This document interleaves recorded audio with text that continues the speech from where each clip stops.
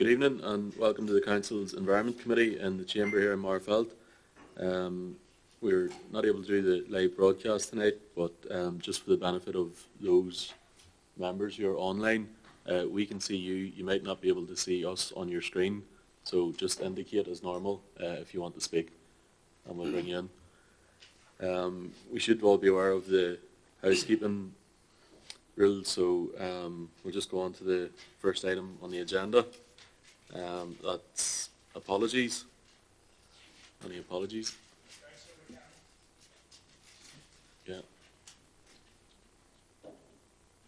And then we'll just do a roll call here. So myself, Councillor McAleer, Councillor Burton, yeah. Councillor Grugan, Councillor Kelly, Councillor Mullen, Councillor McGuigan, Councillor McNamee, Councillor Milne, Councillor Versani, Anshaw, Councillor Buchanan, Councillor Cahoon, Councillor Cuthbertson, Councillor Robinson, Councillor Johnson, here. Councillor Martin, here. And Councillor Michael Vogue. Sure. Okay, item 3 is declarations of interest. Members should declare any financial and non-financial interest they have in the items of business for consideration, identifying the relevant agenda item and the nature of their interest. Just in terms of Chair's business, I've had one item, so Councillor Burton. Thanks, Chair. Just something I'd like to raise in relation to the cleaning of our public realm.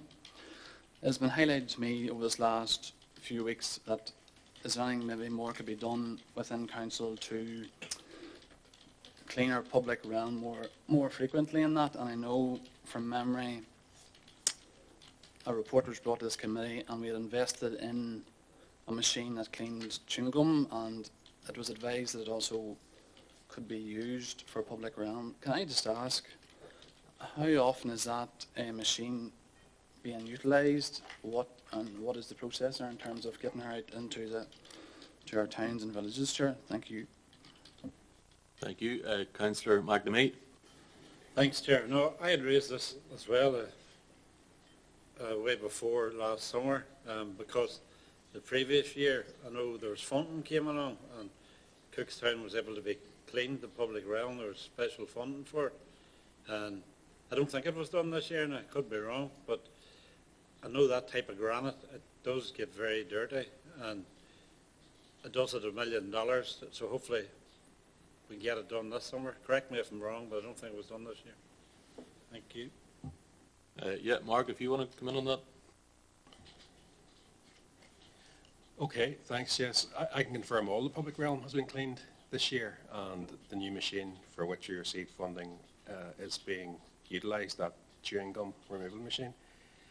And reference to previous funding, there was external funding received in previous years whereby we were able to bring in an external contractor, but that wasn't available this year. It was all done in-house. Thank you, Mark. Councillor Burton is just looking back in there. So, just like to ask Mark, if it's a fair question, how often would you know off the top of your head how often this machine would be going out into, say, for instance, Market Square, Church Street, Scott Street, you know, in Dungan, because it is raised quite frequently, and I know it's a busy time now for our traders, and we want to make the place as good looking as we can. So just, I don't want to put you on the spot, Mark, but just if I could raise it. And I think there's a piece of work to be done in regards to even getting it into our public spaces like our parks and our different recreational places also, Chair. Thank you. Go ahead, Mark.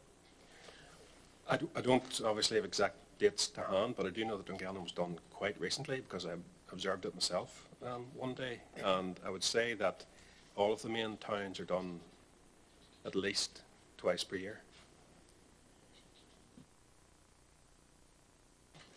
Okay. I think we're happy enough with that then. So move on to the next item on the agenda. It's Item number 5, Household Waste Recycling Collaborative Change Programme. Mark, if you could bring us through the report, please. Thank you, Chair. The purpose of this report is to update members on a successful funding application to the Household Waste Recycling Collaborative Change Programme. The programme is run by DAERA and provides capital funding assistance for councils to improve their recycling infrastructure and services. An application for a project was submitted to the programme during the summer. This project involves the installation of new vehicle livery education panels promoting food waste recycling on all refuse collection vehicles in the council fleet, and the installation of 3 static electronic screens notice boards to promote recycling at the council's 3 main recycling centres in Cookstown, Dungannon and Magherafelt. On 12th November, a letter of offer was received from DAERA confirming that our application has been successful and offering £27,000 of funding towards the proposed project. This represents 50% of the total eligible capital costs of £54,000 as submitted, and a breakdown of that £54,000 is shown at point 4.1. So the recommendation is that members are requested to approve the acceptance of £27,000 of HWRCCP funding. Thank you, Mark. Councillor Cuthbertson. Yes, thanks, Mark, for the report. And I suppose sourcing grants from outside the organisation is very welcome indeed. I'm not convinced about this one, just in relation to what we're spending it on, and I understand that if an application went in and we've listed what we're going to spend it on, you know, it's very highly unlikely to deviate away from that. But just concerned that we're putting up £27,000 more or less just to put stickers on the sides of lorries. I know there's a couple of static signs there as well, but it sounds a lot of money, especially 11,000 into design work and 18,000 for the vehicles. I have concerns about it. Not sure what other members think about it. I just think it's a lot of money. And is this money in Anne-Marie, is it in the budget, or is this going to be a pressure on the rates next year? Or have you a surplus budget, or have you plenty of money for this? Mark, do you want to come back in there? Yes, thanks, Chair. The project involves the replacement of the panels on the lorries. So all the lorries, or most of the lorries, have panels at the minute, but they've become very tired and very actually worn out, and they can't be read. And it's actually a bit of an embarrassment that it's got to that state. So that's why we want to refresh and improve them. And the 50% will or can be met from our revenue budget this year. Mr. McNamee. Chair, have enough proposed recommendation? I would second that, Chair. Okay. Councillor Burton. Thanks, Chair. Just before we move on, can I ask, just in terms of the 11,000, I know it's only part of the total cost, but the 11,000 involved in the design work, communications and office support, was that an internal piece of work or an external piece of work for that 11,000? Go ahead, Mark. Yes, I can confirm that's in-house, really, in kind work by internal council officers. Thank you. So we've got a proposal and a seconder. Happy enough, or? Yeah, we'll just move on then.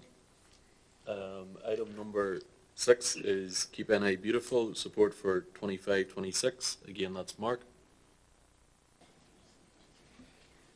Okay, the council has provided financial support to Keep Northern Ireland Beautiful since 2015 to deliver 2 key initiatives, namely the Eco Schools programme and the Live Here, Love Here small grant scheme.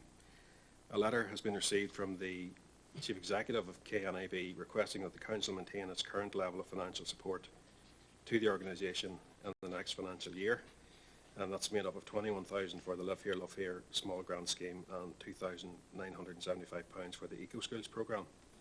The council also works closely with KNIB on a number of environmental initiatives, including the annual Big Spring Clean, Adopt a Spot scheme and Green Flag Awards, and a community impact card for the district is attached as an appendix for members' information.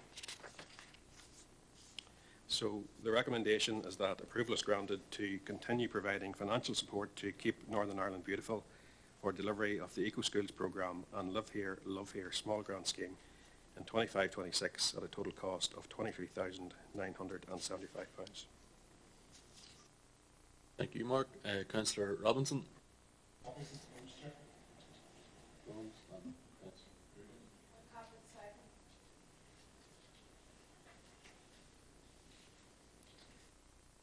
Yeah, that's proposed Councillor Robinson and seconded by Councillor Grugan. Sorry, Councillor Cuthbertson, you were looking on there. Just bear with me. I'll just get this list sorted here. That's right. Yeah, Chair, I'm happy enough for the proposal, surely. I was wondering maybe, I know there's a whole review going on community development, and maybe not this committee, but in relation to grants and stuff, and maybe it'd be worthwhile considering, could we run that in-house, or is it best to keep it out in that? But I'm happy to propose, or happy to support the proposals this year, but it's just, we're spending out 21,000. Are we sure it would get the 21,000 back? Okay. Yeah, I'm sure it's something that Anne-Marie and Mark, you can take on board and maybe bring a report at a later date for prior to next year. Okay. So next item then is item 7, the bus shelters update. Paddy, if you could bring us through that report, please. Thank you, Chair. Members are asked to note the content of the report on the progress made on bus shelters within the district. Bus shelters application listed under 3.7 is recommended for approval to installation at Arbo Parish Hall Car Park and Slopmore Road, Clogher. Thank you, Paddy. You've got any comments? Second. Councillor Burton. Thanks, Chair. Just something I'd like to raise under this item, bus shelters. A community group in Moy has contacted me. They've raised that the Tourist Information Board beside the War Memorial is of some age now, and I think down through the years the perspex has been very faded, and it's very grubby looking. It's pulling the look down of the village a bit. So I'd just like to raise, could that maybe be added to our works to be modernised, Chair? Thank you. Thank you. And Councillor Robinson. Yeah, just propose recommendation, Chair. Second, Chair. Councillor Versani. Yeah, so proposed by Councillor Robinson, second by Councillor Versani. Just on the issue raised by Councillor Burton, maybe Mark or someone, could you come back to him directly on that? Or Terry, is it? Sorry. Happy enough. All happy enough with that then? Yep. So item 8 is Pagabo Public Procurement Framework, and I think that's Paddy again, is it? Thank you, Chair. Members are requested to note the content of this report and recommends to Council to grant approval to use both current and future Pagabo frameworks where Council's needs can be met, subject to satisfactory performance. Through signing up to this framework, Council departments will have direct access to local specialised consultants that will enable efficient service delivery and completion of specialised projects and tasks.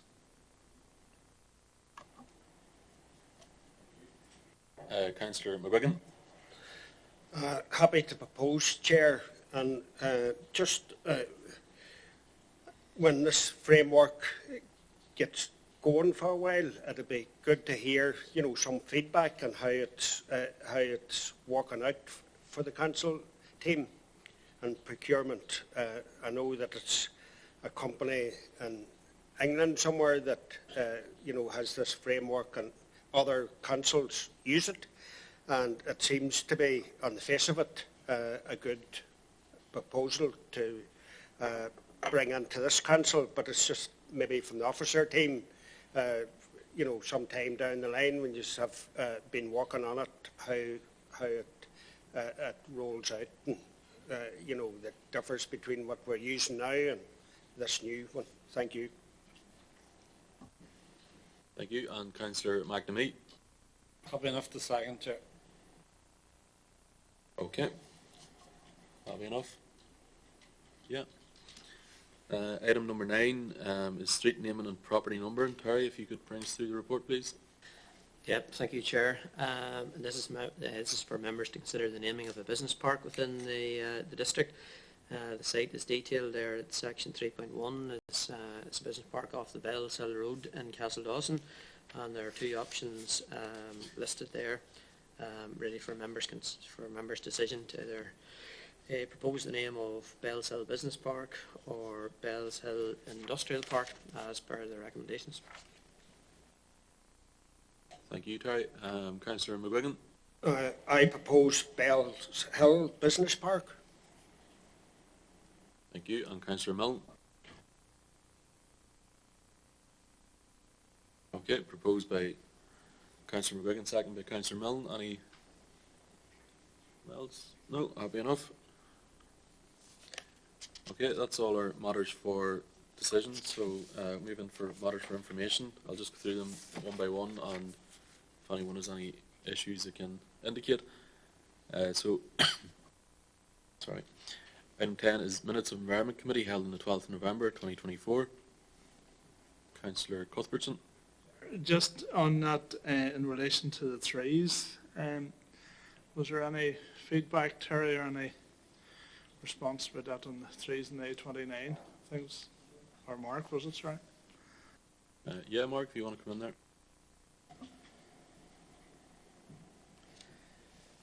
Yes, we had another look at I think the trees along the Dungannon Road, the Moy Road.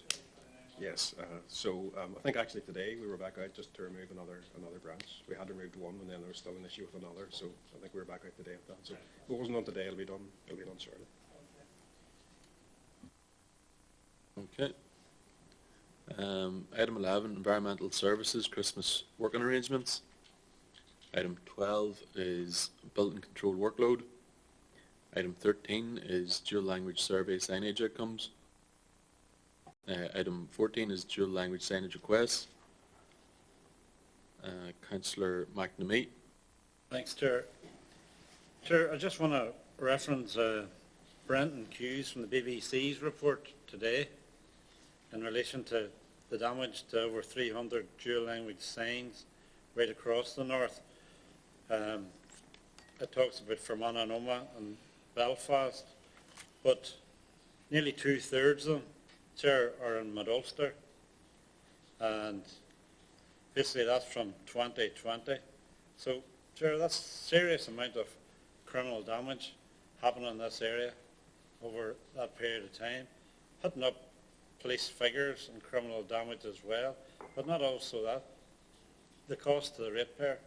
Chair, I think we need to be sitting down with the police in the new year, early in the new year, because as far as I'd be aware, and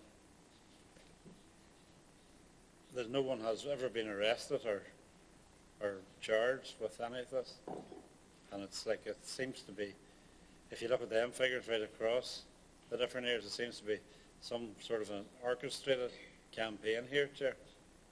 Thank you. Just want to bring that to everybody's attention.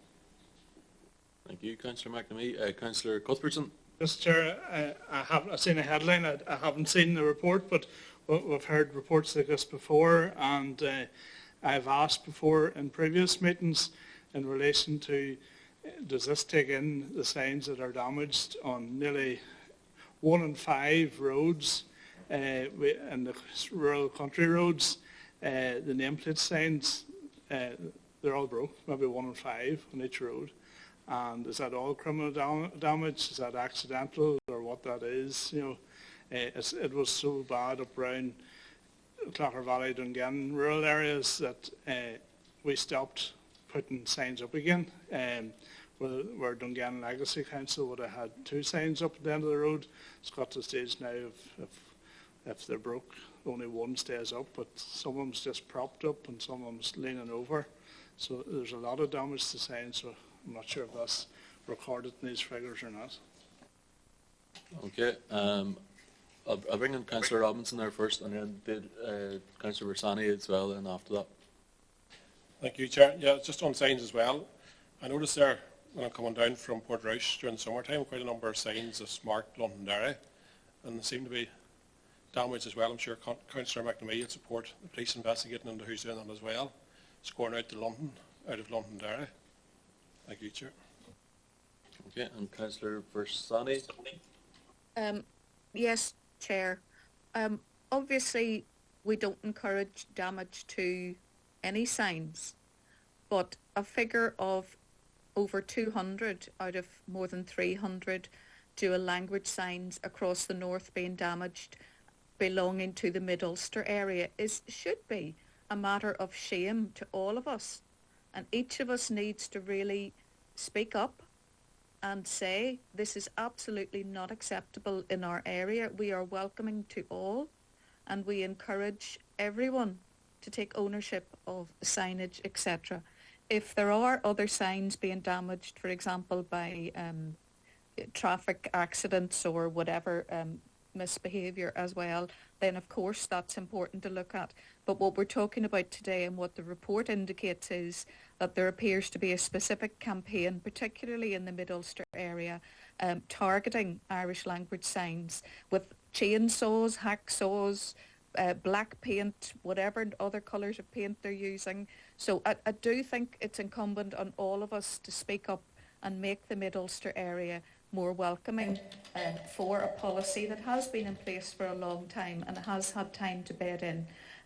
So thank you, Chair. I think it is a very serious matter. Thank you.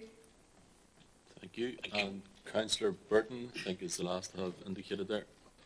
Thanks, Chair. Just, it was reference there to the cost to the public purse. I think it's important to highlight that not everyone in our community would want these signs. I think we could, in terms of our public, spending, we could make this money go to better things. Like our recycling centres that have ours been cut, our grass that is not being as regularly cut now because of cost constraints. So I'd just like to add that in too, Chair. Thank you. Okay, I just would disagree with the characterisation that they're a waste of money or anything like that. I just seen one in my own local area there, Sunnyside Road in Arboe. The local person who requested that one is a passionate Irish speaker and learning more about the language, and they want to see the language on their road, so I wouldn't really say it's a waste of money. Councillor McNamee, you wanted to come back in there? Sure, thanks. No, just in relation to Councillor Robinson saying that hopefully I'd call out these other signs, I would call them out. But I'm referring to, they're DFA signs, I'm referring to our council signs, and that's why I highlighted it. And to Councillor Burton, like this is council policy, so if you want to change that, you have to change the policy. Thank you, Chair. And Councillor McElvogue, you've indicated there as well, if you want to come in now. Yeah, you hear me? Yeah, go ahead. No, just the Irish signs as well. Sure, it's the people on the roads has voted for the signs. And they've been damaged right now from Saturday. I know up around the Clara Valley here, shocking what's happening at the minute. And some of the sinister ones that you have spreading them, So I never think they should be left alone. Whatever. I don't know. It's costing money to refix them again. So that's it. I'll leave it at that. Thank you. I think everybody who's indicated to speak there has spoken, so happy enough, we'll move on. The next item then is 15, entertainment licensing applications. And that concludes our open business. Let's say, can we get a proposer and a seconder to move into confidential?